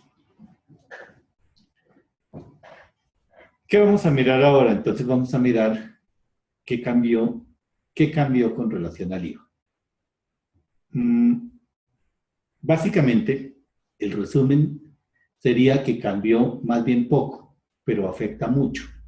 Cambió poco porque el cambio más grande fue subir la tarifa del 16 al 19 y el siguiente cambio fue reclasificar unos productos que estaban como exentos a gravados y unos que estaban gravados con la tarifa general al 5 o con la tarifa del 5 a tarifa general. En ese sentido, los cambios no fueron tantos, pero la incidencia sí es muy grande, porque 3 puntos del IVA, más eliminar algunas actividades como los servicios de restaurante, algunos de los cuales, por ser concesiones, estaban con impuesto al consumo, con impuesto a las ventas y ahora pasaron a impuesto al consumo, pues eso tiene unas afectaciones realmente importantes. Entonces, el primer elemento que además se modificó, que es el artículo 420 del Estatuto Tributario, dice sobre qué hechos recae el impuesto. El primer hecho es la venta de bienes corporales, muebles e inmuebles. Ojo, aquí este concepto de inmuebles es importante porque hasta ahora básicamente los inmuebles no estaban gravados con impuesto a las ventas y a partir de ahora varios inmuebles, por ejemplo los apartamentos de más de 850 millones de pesos, van a quedar gravados con el 5% de impuesto a las ventas en la primera venta, es decir, cuando el inmueble es nuevo. Entonces, van a quedar grabados tanto los bienes muebles como los inmuebles, con excepción de los que están expresamente excluidos. Recuerden que en impuesto a las ventas hay dos categorías, o hay tres categorías, ¿cierto? Bienes gravados, bienes no gravados o exentos y bienes excluidos. Los bienes gravados son aquellos que están sujetos a alguna tarifa de impuesto. Los bienes exentos son aquellos que están sujetos a la tarifa del 0%. Y los bienes excluidos son aquellos que no hacen parte del universo del impuesto a las ventas. Sin embargo, uno diría que los bienes que no hacen parte del universo del impuesto a las ventas y los bienes que estén grabados a la tarifa, matemáticamente producen el mismo impuesto. Sí, es cierto, matemáticamente producen el mismo impuesto, pero técnicamente son dos cosas diferentes. ¿Y por qué son dos cosas diferentes? Porque una cosa es que no produzcan impuesto y otra cosa es que no sean objeto del impuesto a las ventas. Los bienes exentos no producen impuestos, es decir, no permiten recaudar, pero permiten descontar los impuestos a las ventas pagados en su importación o en su producción. Luego, los productores o los comercializadores de bienes exentos con algunas condiciones específicas tienen derecho a compensar los impuestos pagados sobre los bienes, mientras que las personas que comercializan bienes que se consideran excluidos del impuesto a las ventas, no tienen derecho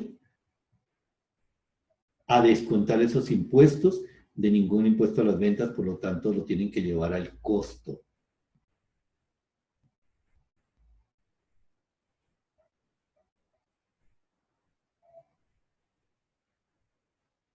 Ok. La venta o cesión de derechos sobre activos intangibles únicamente asociados con la propiedad industrial. También esto es nuevo, o sea, si usted vende una marca, si usted vende una patente, que tenga que ver con propiedad industrial, no con propiedad intelectual, está sujeta a impuesto a las ventas. La prestación de servicios en el territorio nacional o desde el exterior, con excepción de los expresamente excluidos. Todo servicio que se preste en Colombia, sea que se origine en Colombia o desde el exterior, está gravado con impuesto a las ventas. La importación de bienes corporales que no hayan sido expresamente excluidos. Algunos, importaciones menores, por ejemplo, están excluidas y otros no causan impuesto porque están exentos. La circulación, la venta u operación de juegos de suerte y azar, con excepción de las loterías y de los juegos de suerte y azar operados exclusivamente por Internet. Otro hecho generador: el impuesto a las ventas en los juegos de suerte y azar se causa en el momento de realización de la apuesta, expedición del documento, formulario, boleta o instrumento que ha hecho participar en el juego, y es responsable el operador del juego. Tenga en cuenta, bueno, básicamente esto es para quien sea operador del IVA, pero lo que dice es que básicamente cuando usted hace la apuesta, está pagando de una vez el IVA, ¿sí? No se genera en el momento en que se paga el premio, o sea, en el momento en que se paga el premio no se genera IVA, se genera en el momento en que se hace la apuesta. El momento en que se genera, de que se paga el premio, se genera la retención en la fuente por ganancias ocasionales. Bien. En los juegos de suerte y azar, la base del IVA estará constituida por el valor de la apuesta y del documento, formulario, boleta, billete o instrumento que da derecho a participar en el juego. En el caso de los juegos localizados, tales como las maquinitas o tragamonedas, la base gravable mensual está constituida por el valor correspondiente a 20 unidades de valor tributario VT, y la de las mesas de juegos estará constituida por 290 unidades de valor tributario VT. Ojo, quiere eso decir que por cada maquinita que usted tenga, por ejemplo, en un local, tiene que producir mínimo 20 VTs, o sea, algo así como 600.000 pesos mensuales, 700.000 pesos mensuales. Esa es la base mínima con la cual usted tiene que, bueno, mínima y máxima, porque realmente lo que la ley dice es que usted tiene que pagar 20 unidades por cada maquinita o 290 unidades por cada mesa de juego que tenga. En los bingos, la base mensual estará constituida por el valor correspondiente a 3 unidades por cada silla. Difícil de controlar cuántas sillas tiene usted en los bingos, pero bueno. En los juegos de suerte y azar se aplicará la tarifa general del impuesto sobre las ventas prevista en el estatuto, es decir, 19%.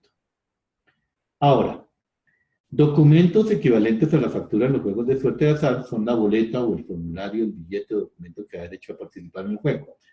Cuando para participar en el juego no se requiera documento, se deberá expedir factura o documento equivalente. El valor del impuesto sobre las ventas a cargo del responsable no hace parte del valor de la apuesta, es decir, que es la apuesta más el IVA.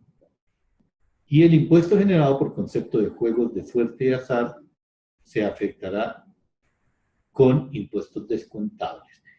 Eso quiere decir que el IVA, también en los juegos de suerte y azar, se va a considerar como un impuesto indirecto. Luego se pueden descontar los IVAs pagados sobre costos y deducciones que tengan relación de causalidad con la actividad productora de renta.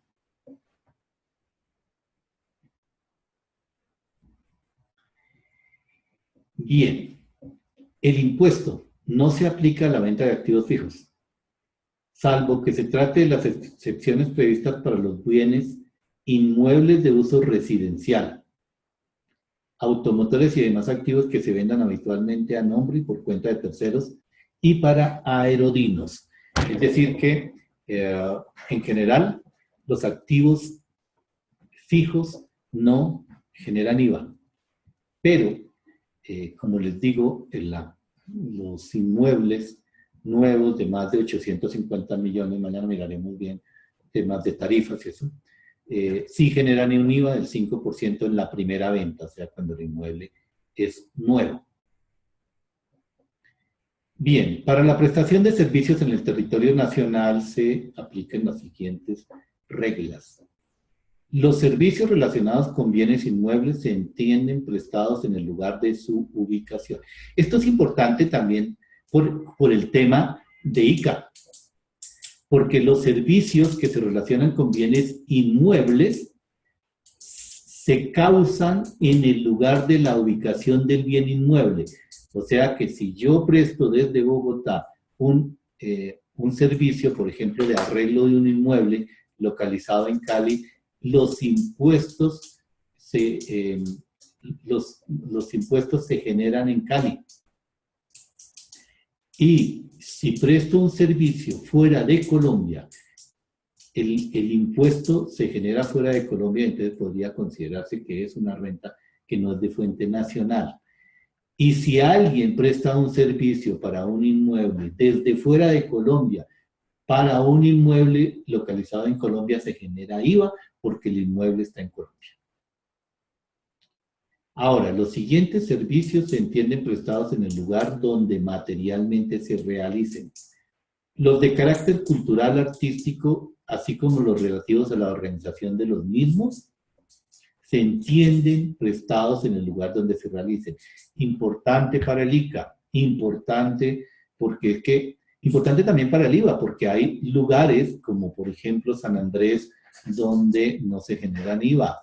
Entonces, usted va a calcular la tarifa del IVA teniendo en cuenta el lugar donde el servicio se realizó. Y el ICA también. Entonces, el ICA se generará en el lugar donde el servicio se realizó. Ahora, los de carga y descarga y transporte de borde y almacenaje, pues también es en el sitio donde se realicen. Para efectos del impuesto a las ventas, los servicios prestados y los intangibles adquiridos o licenciados desde el exterior se entienden prestados, licenciados o adquiridos en el territorio nacional y causarán el respectivo impuesto cuando el usuario directo o destinatario de los mismos tenga residencia fiscal, domicilio, establecimiento permanente o sede de su actividad en el territorio nacional. Recuerden que la residencia fiscal es un concepto de permanencia en Colombia. Entonces, una persona jurídica tiene, se considera residente en Colombia, bueno, aunque la residencia realmente tiene mayores problemas es con las personas naturales, pero es decir, si una empresa está matriculada en Colombia y tiene su dirección en Colombia, es colombiana. Si una persona permanece más de 183 días en Colombia, dentro de un periodo de 365 días, también se considera residente fiscal para efectos de los impuestos en Colombia. Si tiene más del 50% de su patrimonio o de sus rentas en Colombia, así no permanezca ni un día en Colombia, también se considera residente fiscal en Colombia. Si su familia, cónyuge e hijos están en Colombia, así él no permanezca ni un solo día en Colombia, también se considera residente fiscal en Colombia.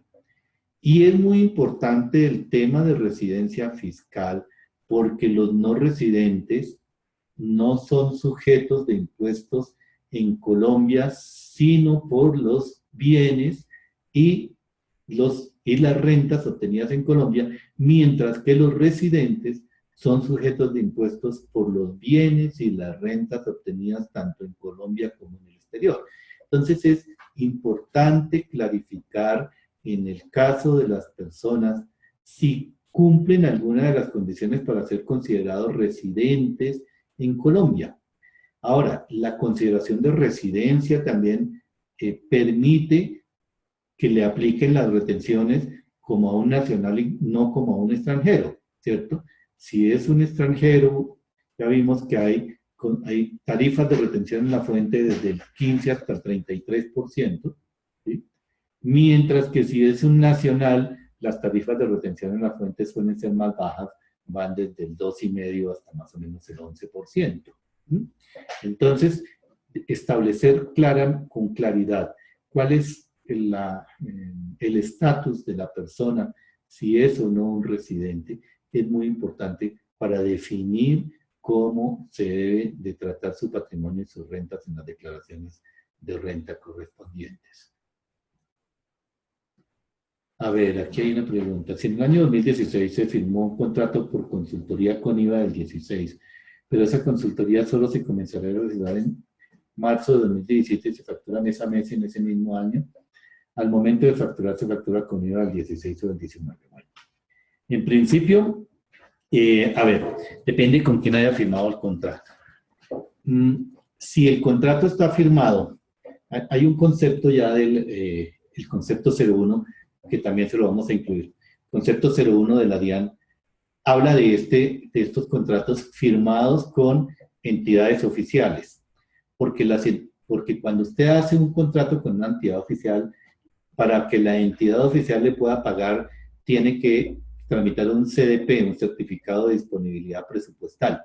Y ese certificado de disponibilidad presupuestal se tramita por el valor del contrato con los impuestos correspondientes en el momento de acuerdo a cómo se firmó. Esos contratos firmados con entidades oficiales en el año 2016, donde el IVA estaba del 16, se pueden facturar con IVA del 16.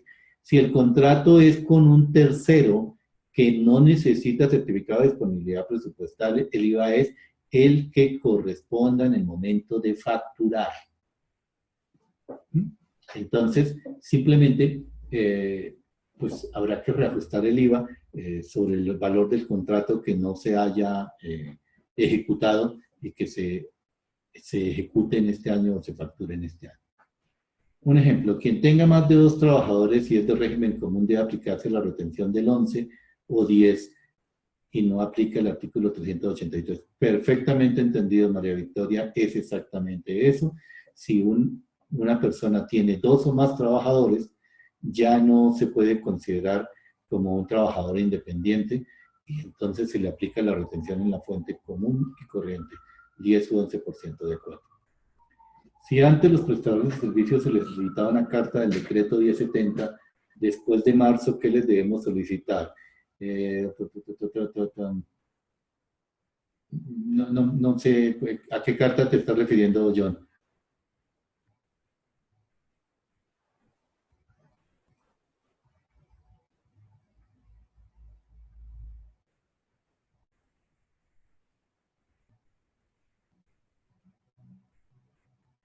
Certificación de rentas de trabajo.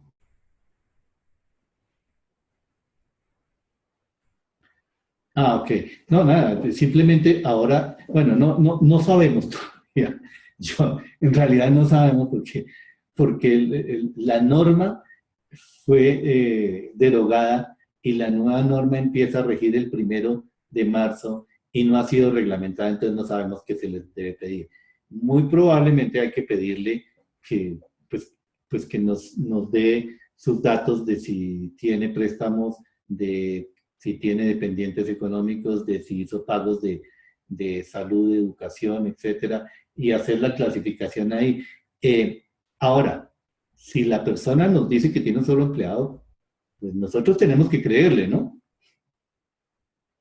Porque no hay una forma diferente, pero sí tenemos que, seguramente va a salir en el decreto reglamentario, pero si la persona nos dice que tiene un solo empleado y tiene 10, pues el problema es de él finalmente, porque lo que no le retengamos o lo que le desconozca la DIAN, pues lo va a tener que pagar más adelante, así que pues nada que hacer. Entonces, realmente no sabemos qué habrá que pedirle, pero en principio la ley lo que ha dicho es que pues las personas, por ejemplo, que tengan más de un empleado ya no se les puede aplicar este beneficio o esta tabla. Entonces, pues seguramente se les va a tener que seguir pidiendo una carta en que diga que tienen un solo empleado. El problema es que eso probablemente lo van a cruzar con las planillas de aportes. Entonces, si tiene 2 o más empleados, nos dice que tiene uno, el problema de él, nosotros le aplicamos esa retención, ¿cierto? Pero muy probablemente, a través de la UGPP, lo van a cruzar y va a aparecer como que usted está aquí inscrito, sí, o sea, no le están haciendo retenciones porque usted aparece como si fuera un independiente, pero resulta que usted tiene 2 empleados inscritos en el Sistema General de Riesgos y por lo tanto usted no tiene derecho a eso y le aplicarán las sanciones correspondientes. O sea, nada que hacer. Nosotros creemos lo que la gente nos diga porque no estamos obligados a hacer algo diferente.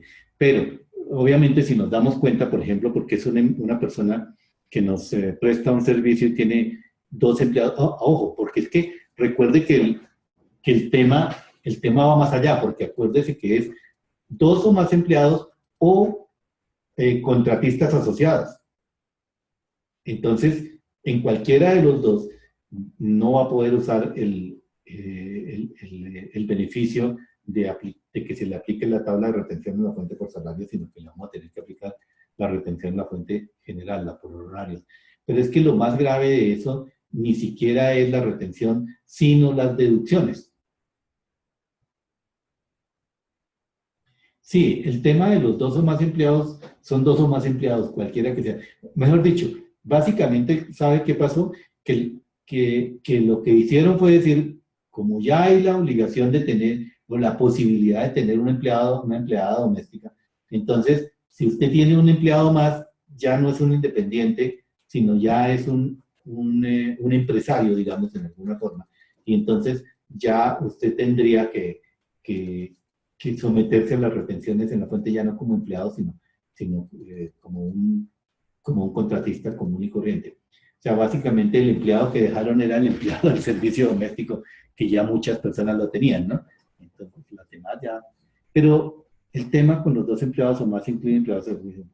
¿Cómo así que el IVA se genera también por servicios prestados desde el exterior? Sí, en algunos casos, en los casos que la ley ha dicho que se genera el IVA, como por ejemplo en los servicios de música, ¿no? Si usted le compra a Spotify o pues ese es un servicio prestado del exterior o desde cualquier lugar del mundo porque está prestado por internet, ¿no? Entonces usted no sabe finalmente a dónde se está conectando. Lo que sí sabe es que si va a pagar con una tarjeta de crédito, ojo, dentro de 18 meses, porque por ahora no, porque lo que están buscando es que esos operadores creen una sociedad en Colombia y paguen en Colombia y se sometan a las leyes colombianas, ¿cierto? Pero hay 18 meses para hacerlo y si de esos 18 meses eso no ocurre, entonces dentro de 18 meses, cuando usted pasa la tarjeta de crédito, esa tarjeta de crédito le va a retener al prestador del servicio, le va a hacer una retención por IVA. ¿Mm? Entonces, pues, nada. Y en los otros casos, todos los servicios prestados desde el exterior, pero disfrutados en Colombia, se genera IVA porque el servicio se considera prestado en Colombia. Entonces, por ejemplo, los servicios de asistencia técnica remota, ¿sí? Esos servicios son grabados en Colombia y hay que hacerla, generan IVA y obviamente, sí, ahí tendría usted que, el pagador tendría que hacer la retención en la fuente por el 100% del IVA, ¿cierto? Porque pues hay un impuesto que se está generando a un no residente. Lo que están buscando es que se vuelvan residentes y se vuelvan contribuyentes en Colombia.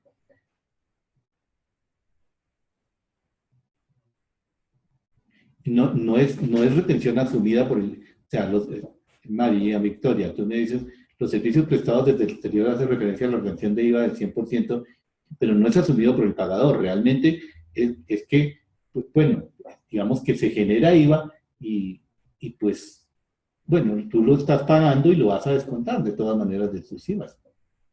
Sí, se puede, si generas IVAs, pues vas a poderlo descontar. Eso está sin reglamentar, pero la ley dijo que esas actividades tienen IVA y entonces se debe generar el IVA. En este momento está sin reglamentar, estamos esperando que salga algo. Y sí se puede, no sería un IVA teórico, sería un IVA real, ¿no? Sería un IVA real porque, digamos, bueno, aunque tenga el mismo tratamiento del teórico, pero en realidad lo que pasa es que lo que se está buscando con eso es obligar a esas compañías a que vengan a Colombia y se establezcan en Colombia para que compitan en igualdad de condiciones, por ejemplo, con, yo no sé, cualquier operador, Movistar o cualquiera que esté aquí prestando un servicio de música, que como lo prestan desde Colombia, el servicio de música genera IVA, y entonces quiere decir que cuesta un 20% más, ¿cierto? Comparado con el servicio que tú le pagas a Spotify que no tiene IVA, y entonces, pues, digamos que hay ahí como cierta competencia desleal, ¿no? Porque tú estás disfrutando del mismo servicio, al fin y al cabo son servicios sobre Internet, pero el que te cobran en Colombia tiene que aumentarse en el 19% del IVA, mientras que el que te cobran por fuera no te lo están cobrando con IVA. Entonces, habría una competencia donde se beneficia el que está prestando desde afuera, ¿cierto? Porque puede cobrar menos y puede competir con eso. Entonces, la idea es tratar de igualarlos en condiciones. No sé si me faltó alguien, contestarle a alguien más.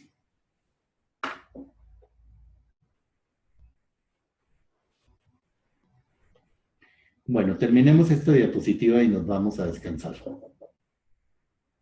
Bien. Bueno, ya terminamos aquí, más bien terminemos acá. Y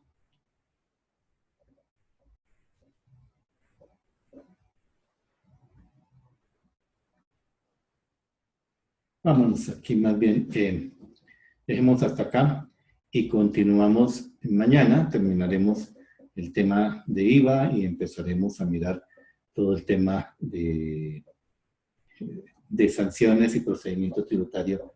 Vamos a ver si mañana nos puede acompañar el doctor Felipe, que es abogado. Si no nos acompaña mañana, nos acompañará el viernes, que está fuera de Colombia y no había podido regresarse. Pero vamos a ver si alcanzamos a que mañana pasado nos acompañe. Por ahora, no sé si hay alguna pregunta adicional. Si no hay preguntas, pues podemos irnos a descansar. A ver, una pregunta, lo de las diapositivas, los videos y el certificado. Bueno, ok. Primero, diapositivas y videos los vamos a subir esta noche, a más tardar mañana ya los tendrán en un Google Drive, desde donde los van a poder descargar. Eso quedaría listo. El certificado se lo enviaremos después de que termine el seminario, o sea, se los estaremos enviando seguramente el lunes próximo, pero necesito que por favor me pongan claro su nombre. O sea, necesito dos cosas. Uno, para poderles facturar necesito nombre y número de identificación de a quién debe ir la factura. Si es una empresa, con el RUT, una copia del RUT, un escáner del RUT. Y si es una persona, pues nombre, cédula, para poderle facturar. Y necesitamos que nos diga cada uno a nombre de quién expedimos el certificado. Si quiere que diga doctor, señor, señorita, doña, don, lo que sea, no hay problema. Como usted quiera que salga, entonces envíeme en el correo esos datos, por favor. ¿Algo más?